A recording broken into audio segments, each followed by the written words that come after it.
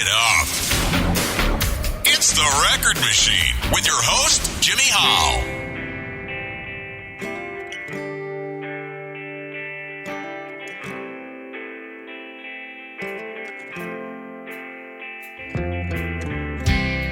Super Galactic, your words are fantastic.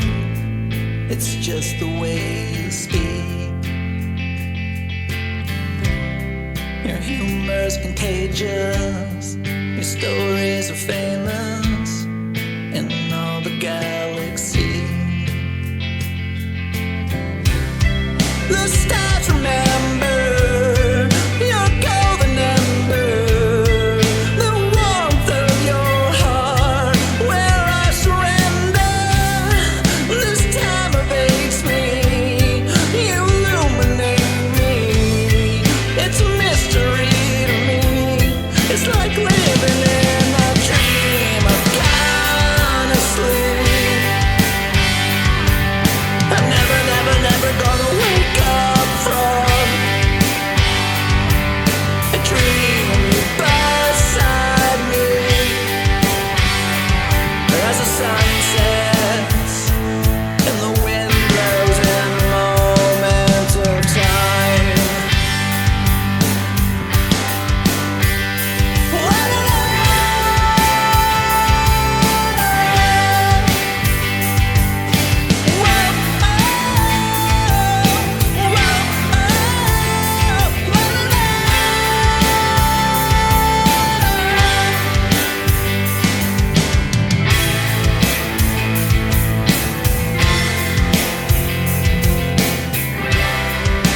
Imagine your life with your dad by your side. Shows you magic in the air with a bedtime story. Sunflower fields you dance as the angels romance. Sharing that bliss, for you are here. You're beautiful, you know. With a glare you make them glow. In all of existence, no one can resist it. But the treasures in your heart, I can see that far. It's a mystery to me. It's like I'm living in a dream. I've gone asleep. I'm never gonna wake up from a dream beside me. As the sun sets and the wind blows.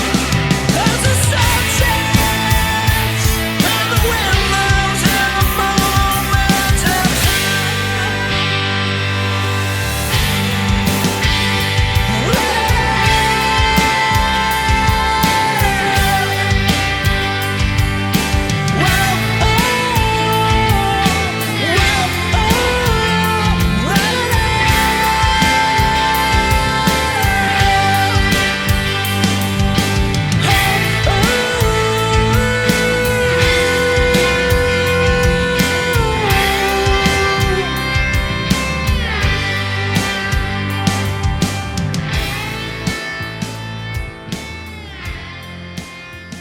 Ladies and gentlemen, please welcome from the band 5D Fit singer guitarist David Carr to the program. How you doing, David? Good, man. How you doing? Not bad. Where are you calling in from? I'm in Winnipeg, Oh, nice. Canada. Yeah, how about yourself? I'm in South Carolina, Myrtle Beach. Oh, nice. It's a good place to be. Yeah, have you ever been here before? No, I've heard though. I have a friend who lives out there. She talks about Myrtle Beach. Yeah. Oh, okay. So you've lived in Canada your whole life? Yeah, unfortunately. You know, it's a nice place, so people are friendly and stuff, but What's the weather like there today? well, it's actually pretty nice. I think we're maybe just only minus 10 degrees or so. Oh, okay. For Canada, that's almost t-shirt weather. Nice. It's almost 70 here. Yeah, so that, I guess the equivalent in Fahrenheit, what is it? I think we get pretty close once you get to zero. Let's see here. Minus 10 Fahrenheit. I never know that. 14 degrees Fahrenheit. Oh, okay.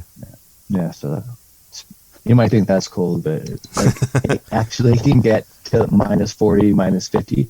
In some instances this winter, it's been below minus 40 degrees. Wow. It's not a lot of fun. You basically just run from your car into your house and run back into work. See, we have automatic car starters. Is a thing. Like a lot of people are like, "What the heck is that? Why do you need that?" Mm-hmm. Well, you let your car warm up for 30 minutes, so when you get inside, it's not an ice cube.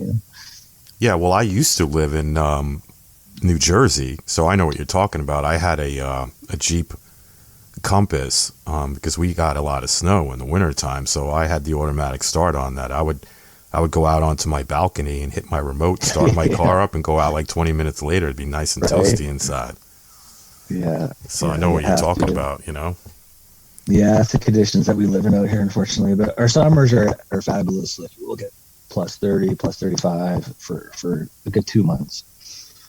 That's cool. So tell me a little bit about your musical background. When did you get started in music?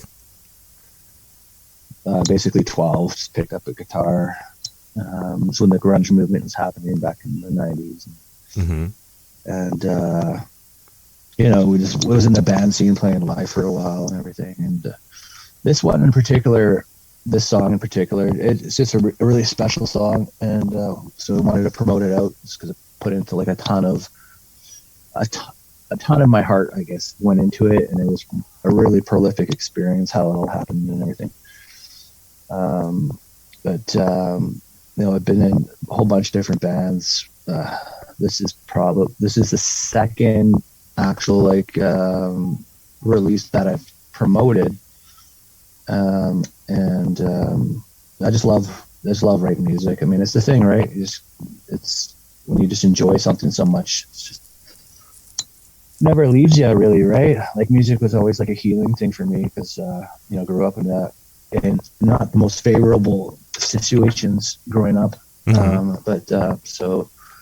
I always used it as a clutch, just a way to like express myself and heal. It was always like a healing thing, but at the same time, really fun. I mean, you know how it is.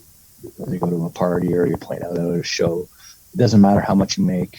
You're just enjoying it and get with everybody's energy together. When people are dancing, it just is rewarding in itself. But we'll accept money, we get paid. Of course, usually. Why wouldn't you? But yeah, that's pretty cool. I believe every artist or band is influenced by someone. Who were some of your influences musically? Jeez, the '90s was really big for me. But like, I really enjoyed like all the grunge movement. There's just so many. Obviously, everything started out with Nirvana, but I mean, I was really into Guns N' Roses before that. Mm-hmm. And even David Bowie, like just diverse in that way. All the '70s, like all those guys was what I was listening to when I was a teenager up until like basically Guns N' Roses came out, and then they sort of flowed into like all the super bands of the '90s. And so at heart, like obviously there's like I love the Tragically Hip's a Canadian band I really was really into. They were probably one of the more famous ones in Canada, apart from the Guess Who. And then in Winnipeg, we had Jet Set Satellite come out of Winnipeg, like Chantal Grabiasic. So they were a couple of good Winnipeg musicians that came out. I think even Neil Young started out in Winnipeg as well. Really enjoy his music. And then, Foo Fighters is one of my favorite bands for sure. Great band. It's just awesome. And in the 2000s, I was getting more into the Killers and different like alternative rock music that was coming out, and Black Keys and those guys. So there's a lot of, it's just, I don't mind mainstream music. I don't mind it. Like I'll listen to it and everything like that, but I'm definitely enjoy the rock music. It's in my blood more than anything. That's rock cool. Alternative. Yeah. Now tell me about the duo that you formed, 5D Fit. When did it start, and who are you working with? So one of my longtime music friends there, met him back in high school, and I mean, we've played, I don't know, at least 5 or 6 bands together over the years. Mm-hmm. So his name's Brad, and we played a lot in Winnipeg, a lot of shows here in Winnipeg together, and so 5D Fit, we just decided we wanted to get back and write an actual album that's more the rock alternative, because we kind of went off and we did like a lot of rock dance music and everything, sort of like similar to like Franz Ferdinand stuff, or Modest Mouse. It's kind of like that, but the 5D Fit is we're writing an album right now on that is more 90s kind of flair to it, more rock alternative, just because like we just enjoy that genre. I know, a lot of people don't even know what the 90s is, and so as we decided, we just bring out some music, and this song in particular came out only like about 3 or 4 months ago. Mm-hmm. And the way that it was formed, the way that it was inspired, the way that it came together, and just how much passion went into it. Like, we even recorded our own music video, edited it all ourselves, and did all that stuff. Mm-hmm. As you could probably tell, because it's not perfectly in sync. It's it's pretty close. Yeah. Right. But we're not going to pay someone like $3,000 to do it. So it was fun. It was the whole journey of it, Mm-hmm. and I just thought, like, just so much love went into it. Wanted to promote it out just so other people can really. That's basically what it's about. It's just, in my opinion, it's just a creation of a lot of love and art. So I look at it as like an art form. A lot of love went into it, and hopefully other people can feel it when they listen to it or watch it. Cool. Your debut single, Super Galactic, which will be featured in this podcast. What's the story behind that song, if you don't mind sharing? It's a pretty cool story. But I'm going to have to take my tinfoil hat aside and put it on the side to explain it properly. But like so if I go back to my 20s, so as music's been healing for me, it's also, to me, it's been like spiritual to me. Like, I had like I always had all these spiritual experiences growing up, like with angels and all this stuff, and I always felt there was something more to what is going on in our physical senses and everything. So I got into simple things like meditations and things like what the Buddhas do, and a journey into my own heart, basically, is what it was. And in doing that, some people call it the sixth sense, like the developing your third eye or your paranormal intuition. And most people have it, and some people don't even realize they have it. But like, it's that gut feeling, in tough decisions, you make that gut feeling. That's your intuition. That's the sixth sense as well. And so I've developed my sixth sense in that I could see things that like other people can't see, and one of them is, this is how the Super Galactic came about, actually. So what a lot of people call like that state before they go into a sleep, and they're not asleep but they're awake. And they have these vivid dreams. It was kind of like that moment.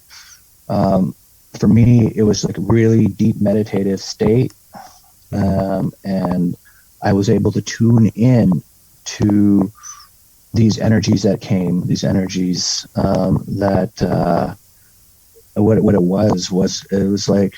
So the best way to explain it is really to explain my belief behind what everything is. So I think that like the quantum physics is saying that there's no such thing as time, that the past and present and future all exist at the same time. I totally align with that, but I also think one step further above that, that everybody has multiple versions of themselves living in these different timelines in the past, present, or future. Some people will call it like past lives, right? Or future lives. You know, when you realize that they're all happening at the same time. So one of my future lifetimes, if you want to call it that, came to be channeled and was showing me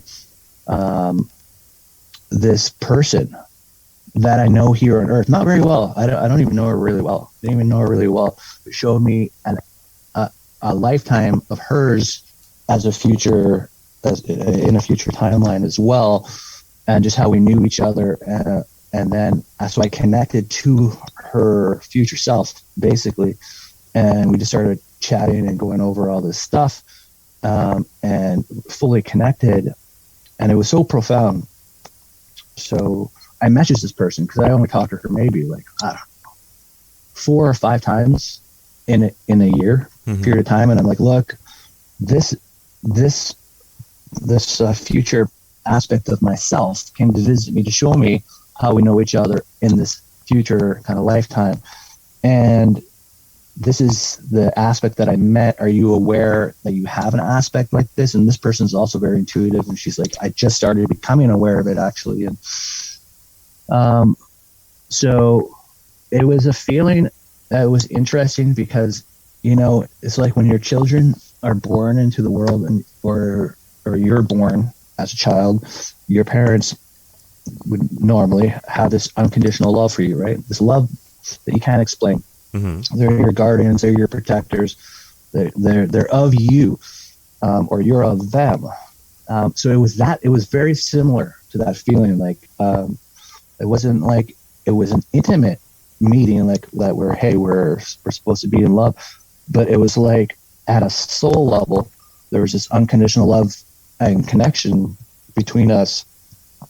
And so, over the course of a couple of weeks after, you know, having that experience, I wrote about it. I'm like, this is how I express myself, is in music. And she has some footage for the video too. So she's like, here, use this footage. She goes, and it's so funny how it works, because I was like, oh, I hope she has got some footage. And then all of a sudden she messaged me out of nowhere. She goes, oh, I had a dream that I'm supposed to give you some footage I have. Wow. Perfect. That's pretty cool. So, yeah. So it's a song that's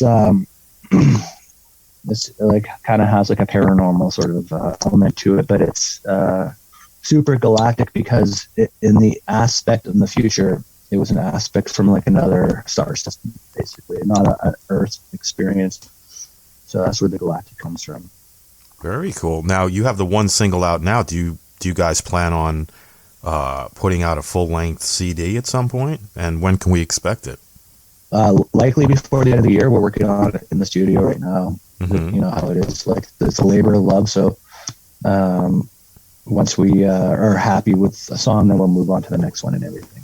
It's just a process. So, but it should be within the end of this year, because it's just ongoing. Like, it was super galactic.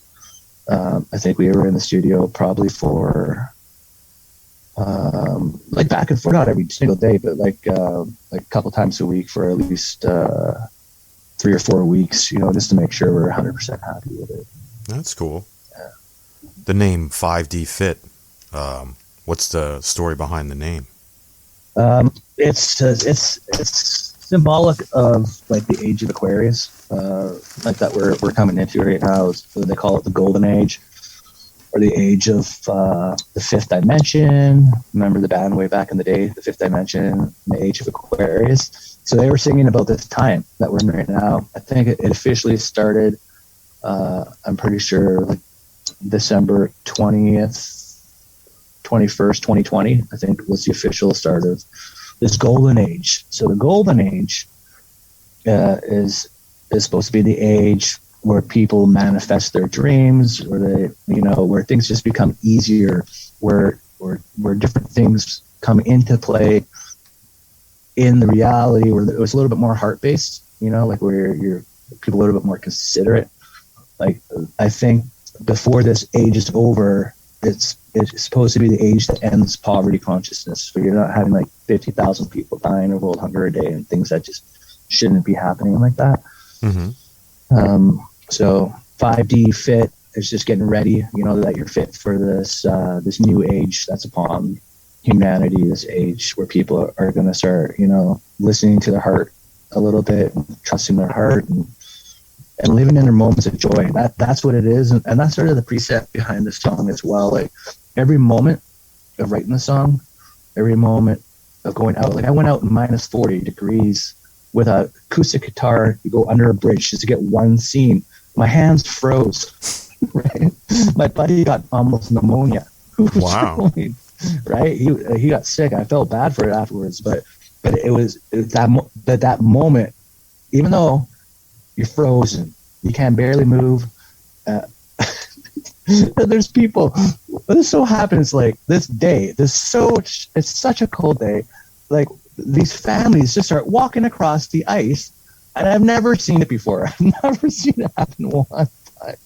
You know, and then we have to wait for them to cross the ice and get to the other side because they're going to be in our video shot, right? And so there's an extra 10 minutes of freezing. But it brought a moment of joy, right? And anytime editing the video, it brought like this happiness. So it's happy, and there's a moment of joy. And I think that's what it comes down to. Is it's not about like who's got the most money, who's got the most assets, or anything like that. It's like as a measure of success in this new age of things, it's who has the most moments of joy and happiness and enjoying what they're doing, right? And I think like where a lot of the life coaches, if you will, and business and all this stuff, they're always saying, at least in the last 15 years, you know, go after your passions, what you're passionate in doing, because you'll never work a day in your life. And it's so true. It's very similar to that idea, but it goes a little bit more into it, like where try to have as many moments of joy in a day as you can. You know, try to enjoy as much as you can in every day, and just to get the most out of life, or the old cliche, live it like it's your last day on earth kind of a thing. But yeah, so that Super Galactic is like 1,000 moments of joy put together, basically. There wasn't one moment where I was unhappy. I mean, granted, my computer was crashing and I had to figure out some technical difficulties in working on editing video software and everything, you know. But it was totally worth it because now I can edit things, and so our future videos and stuff will be really fun to put together. So yeah, it doesn't really matter to me like any kind of like level of success that comes out of it.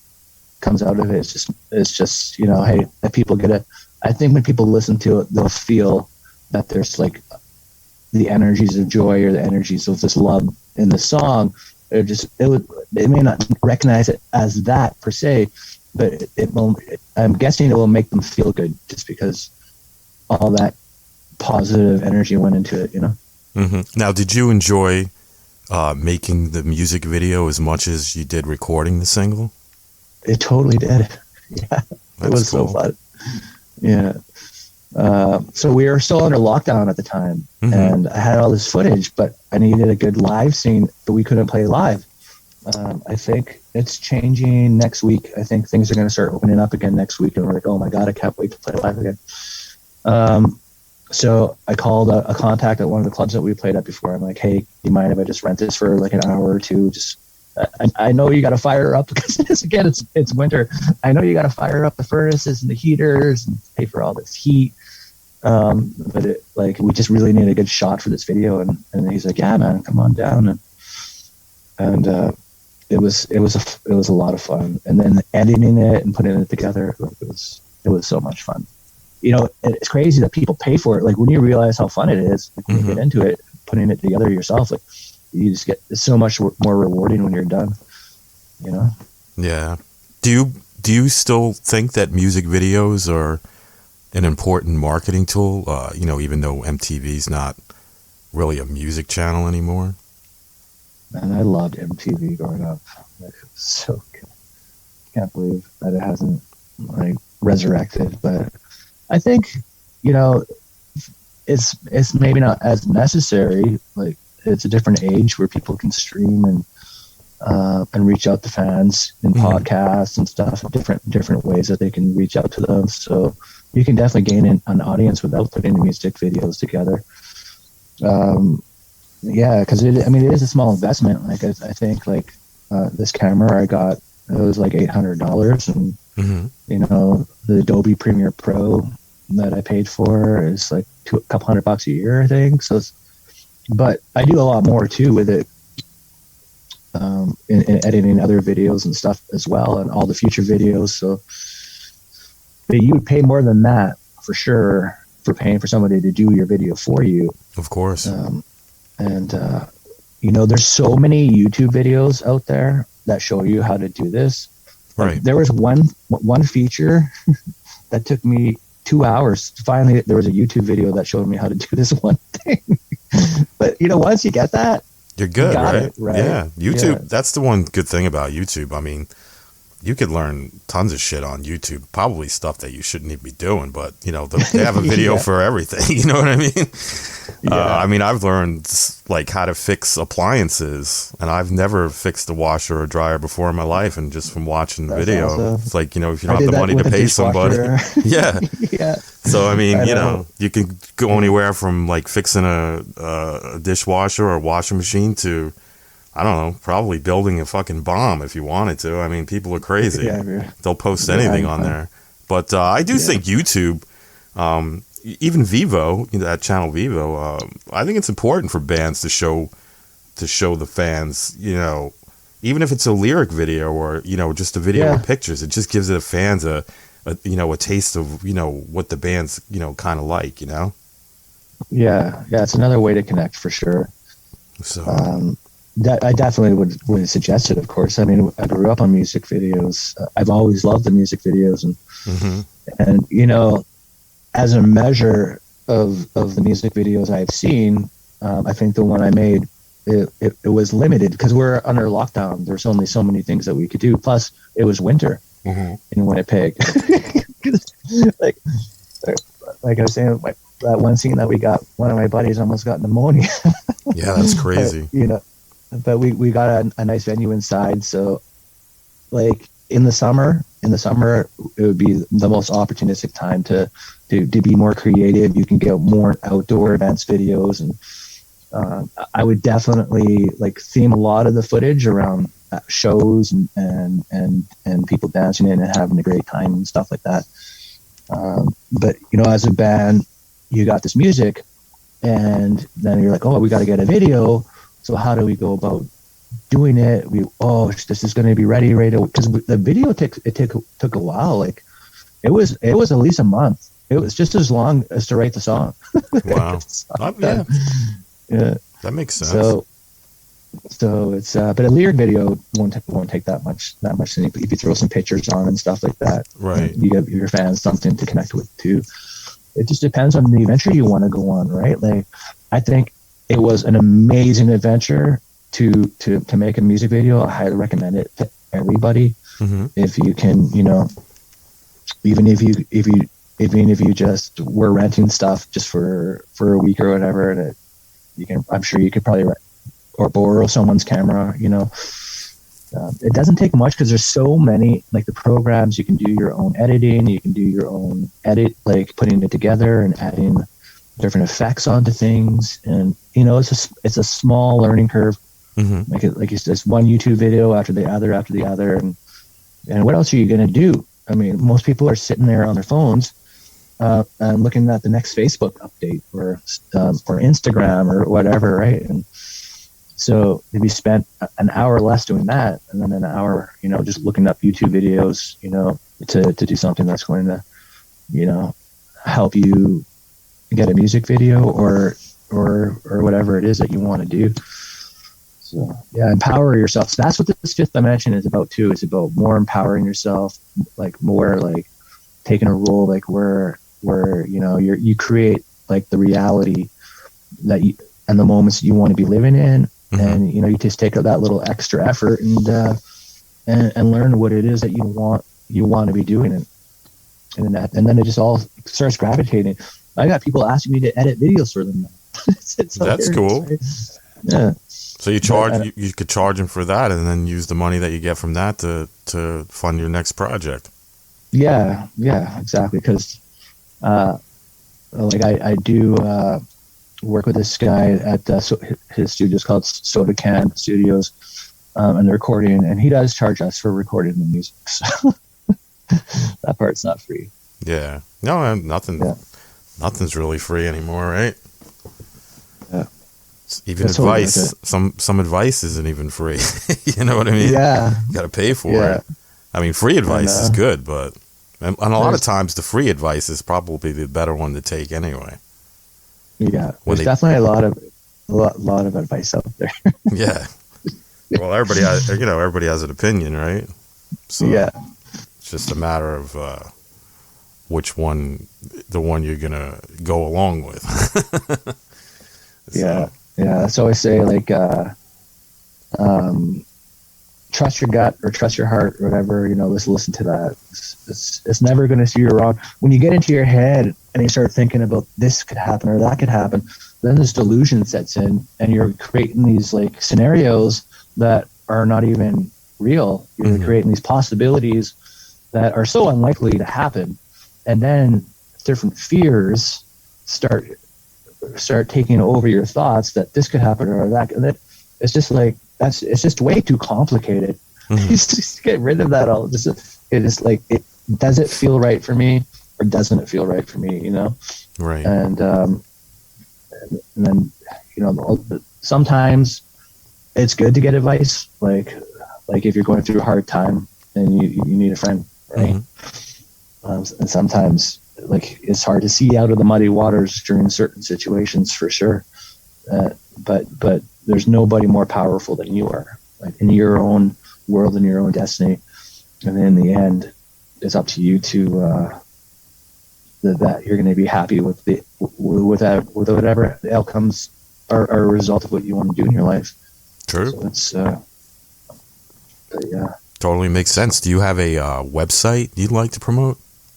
Well, everything is from the Facebook, the Instagram, the Twitter, the YouTube. It's at 5D Fit. So it's the @ and then spelled out 5 with a D and FIT. So yeah, if anybody wanted to go there, it'd be cool just to subscribe or like. Cool. Content. Is there anything that you'd like to mention that we didn't talk about today? Well, you know, I just hope people resonate with the ideas. Honestly, for me, like, I just wanted to share in an art piece that was with a lot of love and passion went into it, and hopefully people resonate with, you know, like, with the feeling of how much joy I got in creating this, from the music to the video.